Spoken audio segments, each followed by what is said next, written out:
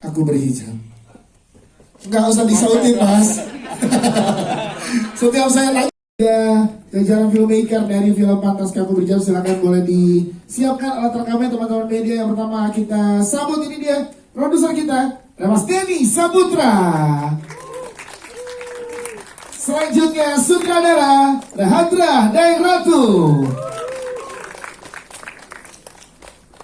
Silahkan, sudah adakah nama-namanya? Nah, saya di sini. Selanjutnya inilah dia jajaran cast dari film Pantaskah Aku Berhijab. Bergabung bersama kita Brian Domani. Real life sama di film sama-sama green flag tuh gimana ya? Brian Domani. Selanjutnya ini dia Nadia Arina. Setelah Nadia Arina, kita minta juga bergabung bersama kita ada Nazira Syafa. Selanjutnya ada Dini Aminarti, Cakrawala Airawan. Selanjutnya ada Indra Birowo.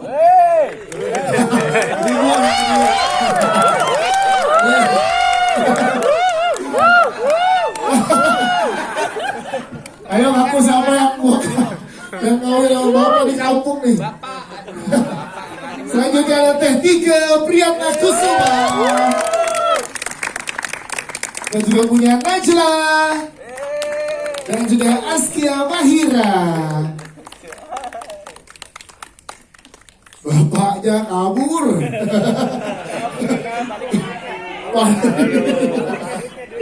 Kita munculnya di sini. Oke.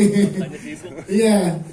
Mohon maaf, Bahar belum bisa bergabung sama kita karena urusan dengan istri pertamanya belum kelar. Dan untuk mewujudkan menjadi karya yang sebentar lagi bisa disaksikan November 2024, boleh dijelaskan seperti apa sejauh ini perjalanannya dan siapa aja partner-partner atau investor yang terlibat juga di dalam film ini, silahkan. Assalamualaikum warahmatullahi wabarakatuh. Terima kasih buat semuanya sudah hadir di sini. Oh, Masya Allah, bahagia banget bisa berkumpul bersama. Jadi saya mau cerita sedikit tentang film Pantaskah Aku Berhijab. Pertama kali saya punya ide cerita. Jadi saya punya beberapa ide cerita, di mana ide cerita itu saya kasih ke Bahadra. Jadi lucunya setiap mereka baca, Bahadra baca, kalau misalnya nggak nangis, ide cerita itu saya keep, gitu. Jadi kalau misalnya dibaca nangis, baru kita yuk jalan yuk, gitu. Tapi kalau misalnya nggak, udah berarti nggak bagus. Gitu. Jadi pertama kali kita mendirikan narasi semesta dengan tujuan kita mendapatkan sesuatu karya yang baik, mendapatkan sesuatu karya yang insya Allah bisa diterima oleh masyarakat, oleh semua kalangan, dan insya Allah juga mudah-mudahan apa yang kita berikan tontonan bisa menjadi tuntunan. Dan alhamdulillah setelah film Pantaskah Aku Berhijab ini syuting, kita gimana ya, penuh dengan sukacita. Pertama kali kita punya ide ini, kita menawarkan ke teman-teman dengan antusias yang wah gimana ya. Dan ada satu sahabat saya namanya Pak Oswin Bonifan, Masya Allah, beliau mensupport saya, memberikan dukungan kepada saya bahwa yuk narasi bisa berkembang, yuk narasi bisa maju, insya Allah kita semua dukung. Dan ya alhamdulillah pada saat itu ada teman-teman investor seperti AMZ Film masuk ke dalam narasi semesta, dan ya alhamdulillah bisa terbentuk film Pantaskah Aku Berhijab ini. Ya, situ dia, tangan untuk Kak Denny. Terima kasih Kak Denny. Terus satu lagi pada saat setelah semua rampung, kita aduh gimana ya, mudah-mudahan, dan saya berbicara sama teman-teman untuk masuk ke Legacy, dan alhamdulillah Pak Arif, Mbak Ai, dan semua tim Legacy mendukung kita, memberikan support kepada Narasi Semesta, dan alhamdulillah akhirnya semuanya bisa bergabung.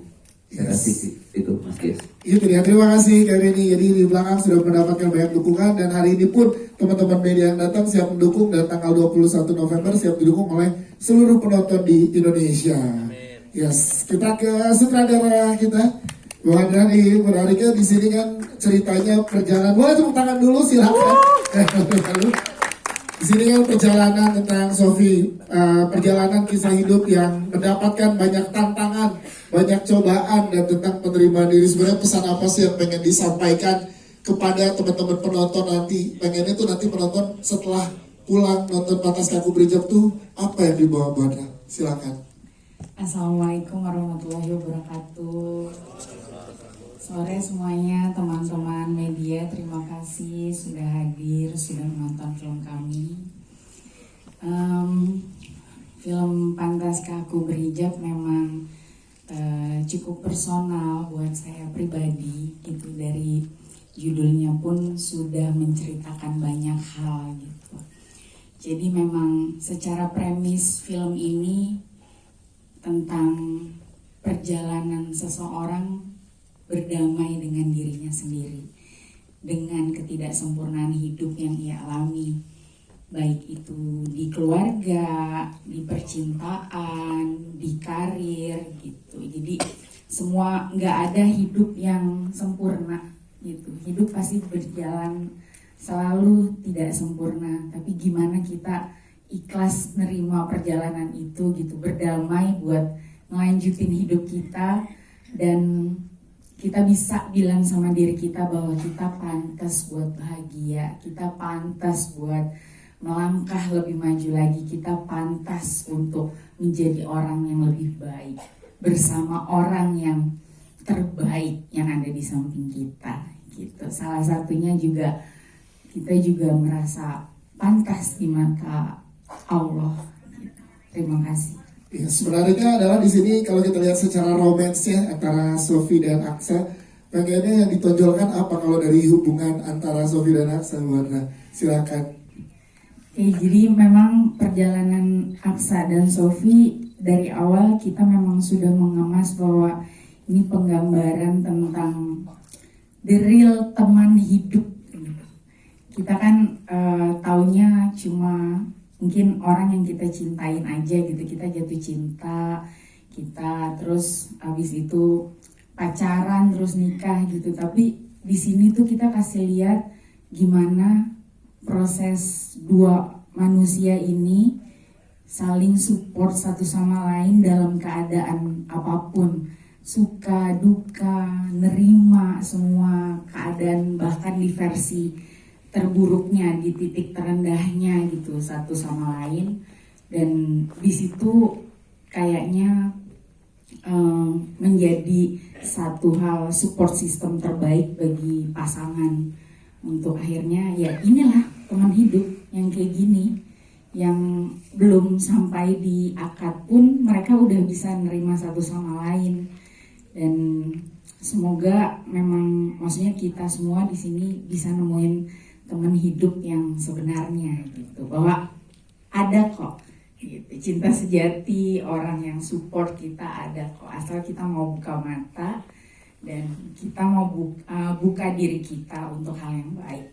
Itu dia, luar biasa. Tepuk tangan dong. Ini jangan berharap mukanya plok-plok mirip Brian ya. Atau kita yang Brian.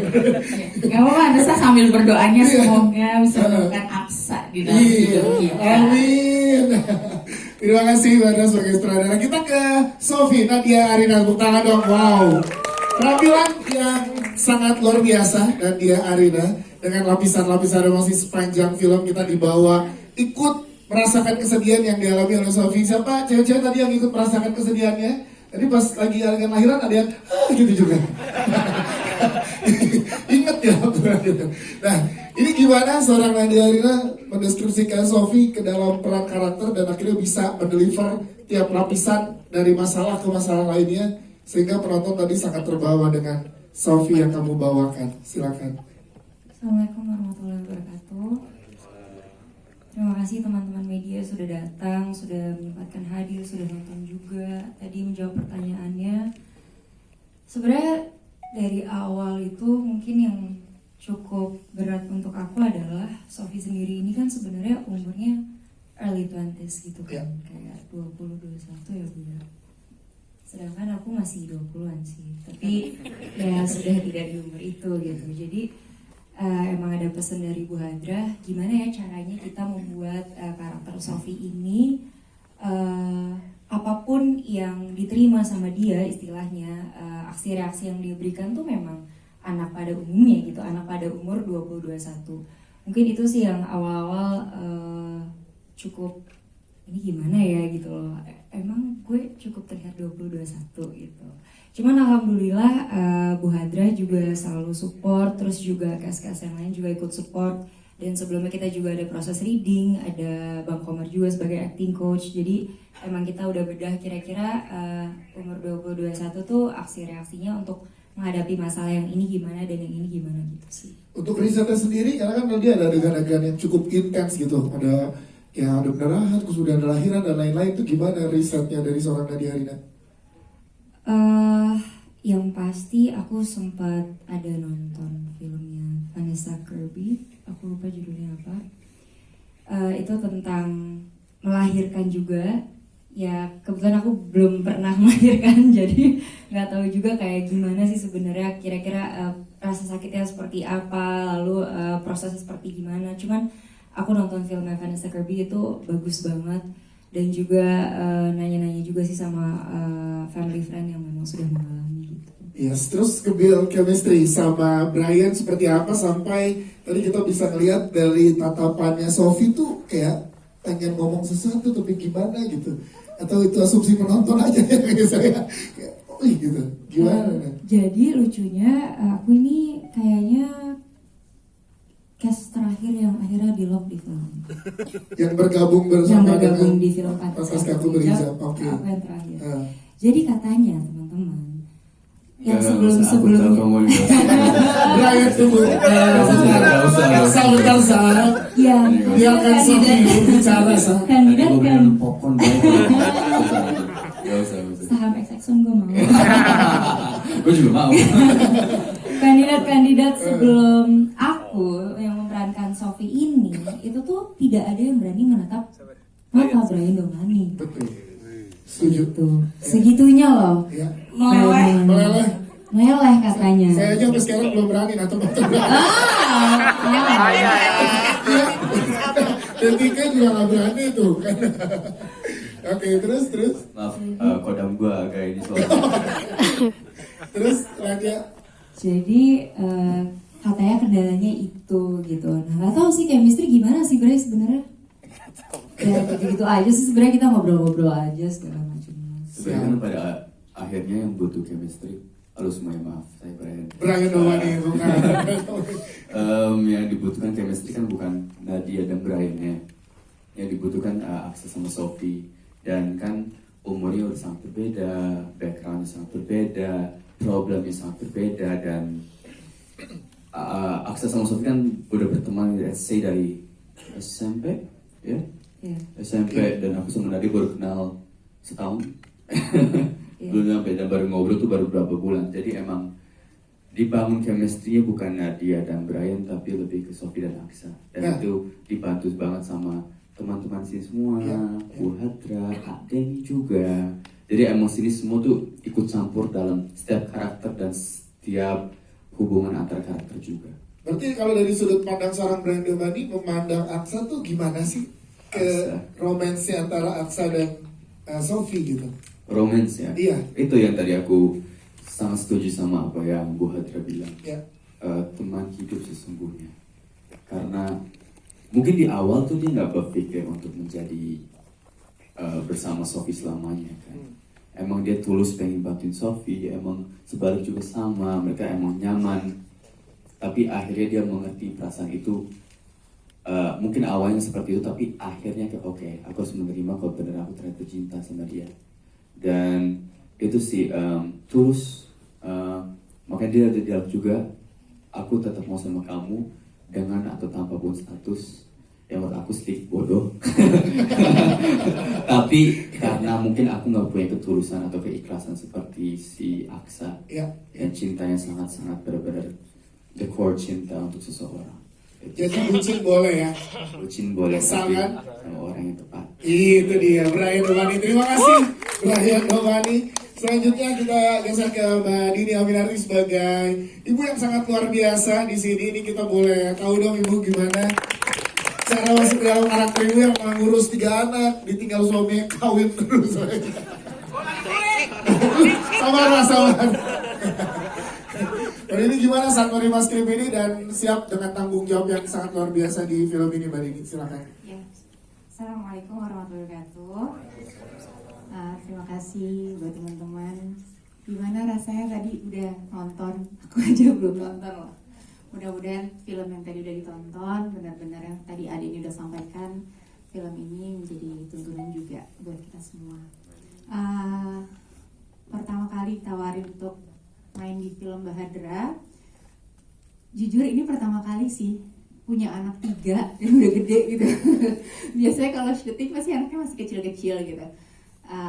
Alhamdulillahnya tadi yang juga udah disampaikan sama Nadia, kita semua ini dapat arahan, dapat masukan juga dari Mas Komar, dari Mbak Hadra juga pastinya. Jadi sebelum take, aku pasti kadang-kadang suka duduk di sebelah Mbak Hadra, Mbak aku harus gimana gitu, karena memang ini perdana banget punya 3 anak dan ada yang remaja. Terus memang di sini looknya diubah ya. Tadinya sebenarnya pas kita foto untuk properti nggak kayak gitu, cuma pas di hari H makeup, orang tim makeup bilang Mbak Dini kulitnya dicoklatin ya. Kenapa? Aku bilang gitu. Iya soalnya mesti dibuat lebih matang. Ya. Nggak enak kalau ngomong begitu ya. Kematangan seorang ibunya jadi terlihat. Iya, Jadi betul. harus dibuat lebih dewasa lah ya, Iya, gitu iya. kan, dengan kerutan-kerutannya segala macam kayak gitu. Aku mikir ini anak aku kok cantik-cantik, jadi perawatan ibunya kok nggak bisa perawatan ya gitu kan, sayang banget gitu kan. Ya udah, tapi karena kebutuhan. Kamu udah gak ngasih duit kayak ngapain lagi? Parah banget. Parah banget. Iya, ya kan udah gak ngasih duit, Iya. tinggalin ketawain lagi. Tapi memang alhamdulillah prosesnya luar biasa sekali, dan yang pasti kita satu sama lain mendapatkan energi yang masya Allah banget, positif Yes. banget gitu. Karena di sini bukan aku secara pribadi, Ya. tapi di sini aku bersama dengan Ibu Hamida, dengan Sofi dan juga anak-anak, dan juga Mbak Hadra dan juga adik ini pastinya. Ya, seperti benar di sini menggambarkan memang keluarga, apalagi ibu menjadi support system terkuat untuk anaknya ya, Mbak Dini ya. Iya pasti hal yang sangat terjadi setiap hari gitu kan. Kalaupun memang seorang anak yang ada masalah, pasti lari pertama itu adalah ke keluarga. Nah di sini memang mungkin ibunya kan, mungkin teman-teman tadi juga udah nonton, awalnya nggak terima, siapa sih yang terima kondisi ini gitu. Tapi ya siapa lagi yang bisa support anaknya kalau nggak orang tuanya. Tapi orang tuanya yang ini ya, bukan orang tua yang sebelah sana ya. Orang tua sebelah sana ya lupa. Kayaknya masih dendam sampai hari ini. Iya ya. Kejawa dicerita gitu ya. Diterima tapi duitnya diterima. Oh iya betul. Baik, terima kasih Mbak Dini Aminarti. Selanjutnya kita ke Nazira Syahwa. Wow, tepuk tangan dong untuk Nazira. Kembali bersama dengan Bu Andra di sini, tapi yang kali ini sangat luar biasa untuk Nazira, pengalaman yang baru untuk kamu ini gimana? Boleh diceritakan dong, kalau sebelumnya kan di press conference pertama, oke excited nih gimana untuk syuting dan lain-lain. Tapi setelah kita nonton bareng-bareng tadi, sangat luar biasa kamu mendeliverinya. Silakan gimana yang bisa diceritakan? Assalamualaikum warahmatullahi wabarakatuh. Terima kasih sebelumnya untuk rekan media yang sudah hadir. Ya, ini adalah film perdana aku sebagai pemain, dan aku pengen ngucapin terima kasih untuk Bu Hadra, untuk Pak Denny karena udah ngasih aku kesempatan untuk belajar lebih dalam lagi di dunia acting di sini. Pertama emang aku juga pengen ngucapin terima kasih ke Mas Komar ya, udah ngajarin aku belajar untuk acting, ditambah juga ada Brian juga, ada Kak Nadia juga, ada Kak Dini. Di setiap set tuh aku tuh suka diskusi gitu entah sama Kak Dini atau sama Kak Nadia, sama Brian untuk nanti aku kayak gimana ya, nanti aku kayak gimana ya gitu. Tapi alhamdulillah di lokasi syuting itu benar-benar kayak keluarga banget. Iya. Benar-benar aku ngerasain ternyata dunia acting di film ini Iya. asik juga ya gitu. Bagus. Di film ini Ada highlightnya. ya, di film Iya. ini ternyata asik banget ya, keluargaan banget. Iya. Kita juga sering makan bareng dan yang lain-lain, terus pokoknya asik banget ya gitu. Terus juga kan, iya aku ada acting sama Butika juga, Iya. jadi mama aku, dan kita jadi kayak anak sama ibu beneran. Jadi asik banget pokoknya untuk di film ini pengalaman acting pertama aku yang good banget. Berarti ketagihan yang syuting sama Bu Andra ya. Kalau dunia acting kalau suasana actingnya kayak syuting kemarin sih aku suka ya. Tapi kok pas terakhir tidak dianggap. Dan Tika gimana nih Tika saat dipercaya menjadi usaha hijab yang juga dikit banyak ada berubah kehidupannya, Sofi juga perjalanannya. Itu perubahan juga peran-peran saya sebetulnya. Biasanya kalau nggak jadi tukang kantin, baru disuruh ini tuh jadi pengusaha hijab. Tapi assalamualaikum warahmatullahi wabarakatuh. Maaf ngomong dulu baru assalamualaikum. Bu Hadra sama Om Deddy, terima kasih karena di film ini dikasih kesempatan untuk menjadi sesuatu yang belum pernah dimainkan sebelumnya. Ya seperti dibilang Ama Nazira tadi, memang menyenangkan sekali ya suasana syuting film ini, ketemu sama orang-orang hebat. Kalau ngelihat nih lagi syuting perannya Aksa sama Sofi, kadang-kadang tuh suka nanya, ini tuh si Brian tuh beneran atau enggak sih, atau lagi acting gitu. Nah dia tuh ini nangisnya ala-ala atau beneran dari hati gitu kayak gitu, karena saking naturalnya mereka kalau lagi berakting. Sama kayak Dini juga, Nazira juga, walaupun baru pertama tapi kayaknya udah kelihatan udah pro banget gitu kalau lagi acting ya. Oh itu nggak usah ditanya, itu emang kesehariannya. Tapi itu kalau di sini kan menggambarkan bagaimana netizen kita sekarang. Iya, gitu. betul, Ketika betul. ada orang yang terpuruk bukannya diraih tapi malah makin dibejek gitu, Iya. makin ditinggalkan. Dan mudah-mudahan ketika orang-orang menyaksikan ini mungkin seperti bercermin, oh ternyata gue tuh selama ini kayak gini ya sama Nah, orang gitu. iya. Ngelihat orang tuh kalau ada orang yang lagi kesusahan, lagi terpuruk, bukannya dibantu, bukannya ditolong, tapi malah kita tinggalkan. Dan mudah-mudahan kalau nonton film ini ada pelajaran yang bisa diambil. Tika Priyatna Kusuma, terima kasih Tika. Kita ke Najla dan juga Askia di sini. Tepuk tangan dong untuk Najla dan Askia. Gimana, boleh ceritakan dong ke kakak-kakak media di sini, kalian proses produksinya bersama sama Kak Dini, sama Kak Nadia, sama Kak Brian. Silakan Najla dulu, boleh Najla, silakan.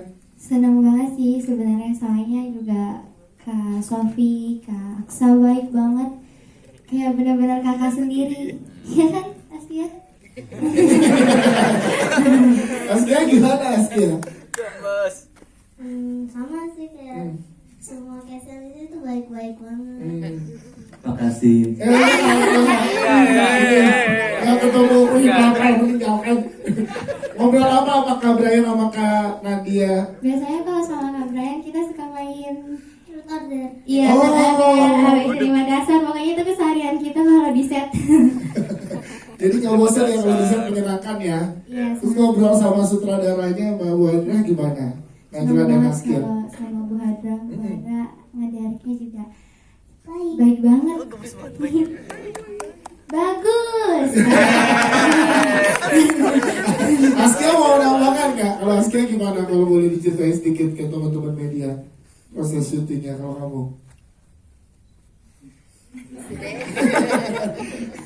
Seruan kalau lagi proses syuting, seruan ngobrol sama Kak Nadia apa sama Kak Brian? Ya. Oh, bisa sama Kak Dini.